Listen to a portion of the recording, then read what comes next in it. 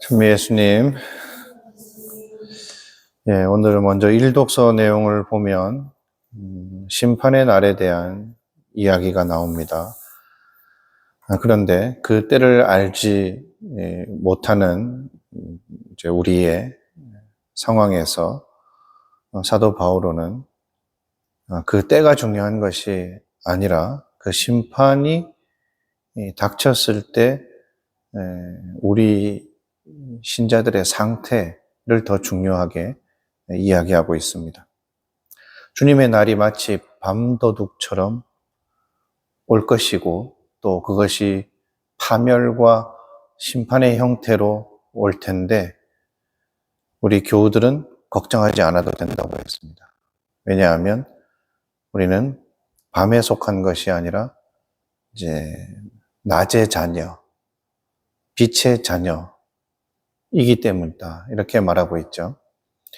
이것은 다른 것이 아니라 그리스도의 이름으로 세례를 받고 그리스도 안에 머무는 사람은 심판의 날이 파멸이 아니라 구원의 날이 될 것이기 때문이다라는 이 논리입니다. 즉 여기서 핵심은 그리스도 안에 있다라는 것입니다. 물론 이제 세례 받는다고 무조건 다 그리스도 안에 있는 것이냐 또 이렇게 논할 수도 있겠죠. 하지만 이제 우리가 세례를 이야기할 때는 외적인 형식의 세례만 이야기하는 것이 아니라 하느님의 자녀로 또 그리스도의 사람으로 거듭난 것을 전제로 이야기하는 것이죠. 그래서 여기서 가장 중요한 핵심은 그리스도인 것입니다. 그리스도 안에 있고 그리스도와 일치되어 있는 것이 아주 제일 중요한 이제 개념인데 이제 이것을 짚어놓고 복음을 보면 더러운 마귀의 영이 이제 외치는 소리가 있죠. 아, 나자렛 사람 예수님, 당신께서 저희와 무슨 상관이 있습니까? 저희를 멸망시키러 오셨습니까? 저는 당신이 누구신지 압니다. 당신은 하느님의 거룩하신 분이십니다. 자, 이 말을 통해서 우리는 이제 여러 가지를 생각할 수 있는데 이제 가장 중요한 것은 이 더러운 영이 예수 그리스도 앞에서 분열되어 있는 자아의 모습을 보여준다는 것입니다.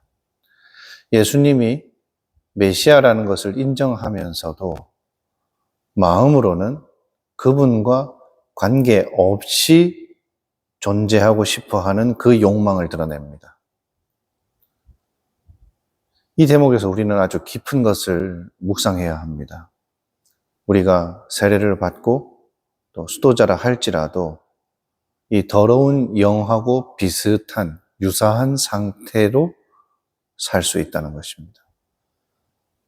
예수 그리스도가 주님이시라는 것을 지적으로는 동의하지만 이 정적으로는 그리스도의 뜻과 상관없는 길을 가고 싶어 할 수도 있다는 것이죠. 그래서 예수 그리스도와 하나가 되는 것에 대한 개념이 어느 순간 망각되고 사라진 상태로 우리가 오랫동안 신앙생활 또는 수도 생활을 하고 있을 수 있다는 것입니다. 그러면 그리스도와 하나가 된다는 것은 너무 추상적인 얘기인데 구체적으로 그러면 무엇을 우리가 생각해 볼 수가 있는가? 그리스도 안에 산다는 것, 그리스도와 하나가 된다는 것의 기본은 그리스도와 가치관을 공유한다는 것입니다. 즉 우리가 복음 정신을 자주 강조하잖아요. 예수 그리스도의 정신을 강조하는 이유는 우리가 그리스도의 사람이 되면서 이 사상이, 가치관이 또는 철학이 예수 그리스도와 일치되어 간다는 것을 의미합니다. 즉 말하고 행동하는 것이 그리스도를 닮아간다는 것이죠. 그러면 이것은 뒤집어 얘기하면 우리가 말을 할 때 그리스도의 사상을 드러내야 되고 행동 또한, 즉 행동이라는 것은 보통 어떤 일에 대한 결정이나 선택으로 이루어집니다. 말은 많이 하는데 선택은 엉뚱하게 하는 경우는 분열되어 있는 것이죠. 우리가 언행이 일치가 되지 않는다라는 이런 표현을 하는 것처럼 우리가 강론대에서 설교는 그리스도의 뜻대로 하는데 어떤 일을 함에 있어서 결정을 내리고 뭔가를 선택을 할 때는 그리스도답지 못한, 복음적이지 않은 방식으로 흘러가 있는 그런 모습을 만약에 보이게 된다면 그것은 바로 오늘 더러운 영이 예수님 앞에서 보인 분열되어 있는 모습인 것입니다. 예수님은 말씀으로 사람들을 가르치셨고 그 말씀에 권위가 있어서 사람들이 거기에 이제 놀라워하였습니다. 즉, 말 자체도 엄청난 가치를 지닙니다. 근데 우리가 보통 이제 실천이 중요하다 이런 걸 강조하다 보니까 말의 가치를 좀 약간 부정적으로 표현할 때도 있습니다. 뭐 말만 뻔질하게 한다라든지 뭐 이런 식으로 표현하죠. 그래서 마치 말은 소용이 없고 행동만이 중요한 것처럼 이렇게 여길 때도 있습니다. 하지만 그렇지 않습니다. 말은 가치관을 드러내는 첫 번째 창구입니다.